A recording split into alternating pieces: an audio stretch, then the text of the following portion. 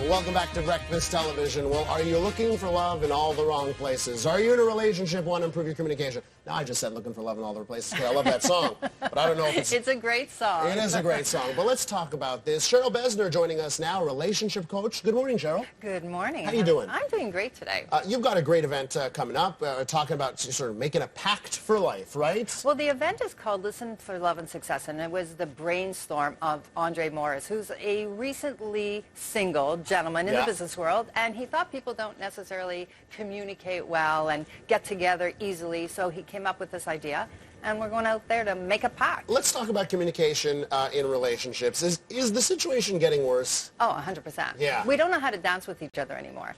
I mean, think of it, in the 60s, we always danced and we held hands with somebody, right? And now we don't. You know, everybody's in nightclubs or at parties and everybody's, you know, kind of pumping along or just not there at all. Or just not on the there. phone, right? That's it. Most people are engaged in somewhere else. So one of the things that we're going to be talking about at this event next Thursday is how to listen for love and success. And that's within yourself, within your business community, and within your love life. Yeah, because we can't go back to the 50s and 60s in high school and have sock hops in order to get our relationship started. So let's talk about that listening and that communication. What do you say?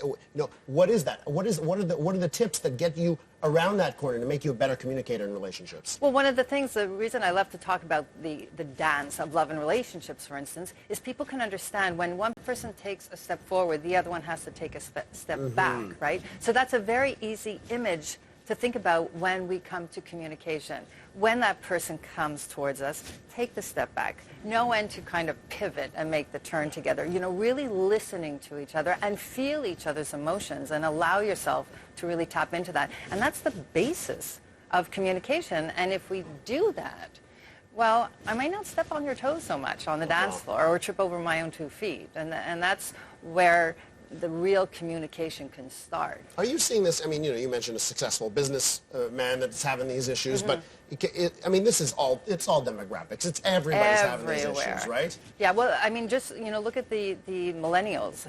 They're not in relationships as much. You know, it's a very small segment who find themselves in these committed relationships, and it's because, you know, we are too quick to swipe right and swipe left in everything. I mean, people have trouble making decisions because there's so much at their fingertips in every aspect of their life. So you see people coming to you, you know, in their 30s, late 30s, early 40s, are like, whoa, I have not formed the relationships I want to form in my life because of these things? 100%. And that's where I always bring it down to making a pact with yourself. And the pact is very simple. It's a 4-step process.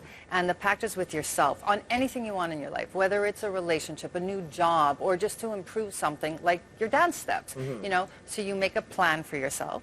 Then you hold yourself accountable to the plan. Then a lot of people think the C would be, what do you think? Communication. No. Confidence. Confidence, but it's of course. actually not. It's actually competence, knowing how to implement your plan and to do the things you want. Because that's the hardest part. You can make a plan, but if you don't have the confidence to go through with this, and you don't hold yourself accountable. Yeah. And then it's about building your team. You know, who are the people you need around you to really attain that goal that you have in life? So, relationship, bettering the relationship you're already in.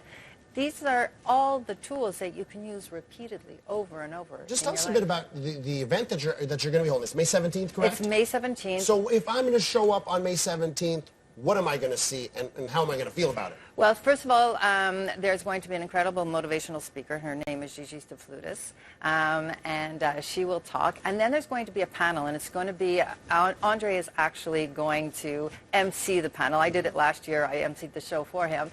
And this year he wanted me to talk. So I'm on the panel with a wonderful woman, Joan Paimong, from Intermezzo Matchmaking, and I do a lot of business with her. And we're just going to answer questions. I love just being there to answer any questions that anybody will have. And I urge even people who are in relationships to come, because it's going to That's the other side of this coin, right? Because if you're in a relationship, you can have these exact same issues, right? Where you're finding the communication isn't there. Or, you know, just over time, you've got to sort of work even harder to keep that relationship going. Yeah, spice it up also. You know, constantly spicing up our lives, period. Because if you love your life, everything else happens. Cheryl, you know, how much of your success as a relationship coach comes out of the relationships you've been through, the experiences you've had? Oh, All of it. All of it, huh? All of it. I mean, this whole thing started, sadly, through my divorce, but I have to say the process started beforehand, and the correlation, for instance, from the dance. I was a professional dancer when I'm in my 20s, so that's really helping me in this new type of work that I'm doing with a lot of my couples, actually.